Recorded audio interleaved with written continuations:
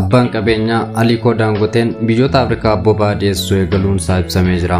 Biliyeenarri biyya Naajeeriyaa biyyoota Afrikaa garaagaraa keessatti hojiiwwan investimentii gurguddaa ta'an irratti hirmaachaa jiru. Aliko Dangoteen Afrikaanotaan waa'ee boba'aa tasuma hin dhiphatiin anatti dhiisaa waan jedhan fakkaata.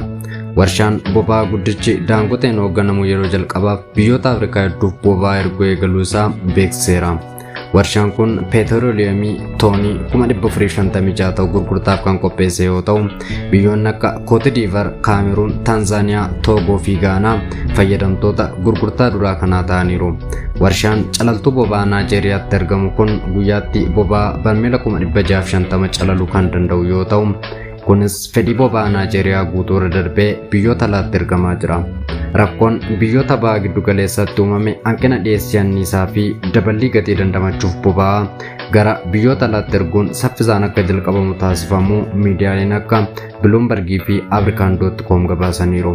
Jalqabbiin kun biyyoota Afrikaa bahaa lixaa fi giddu galeessaa keessatti dhiyeessii anniisaa waaraa akka uumu abdiin irra kaa'ameera.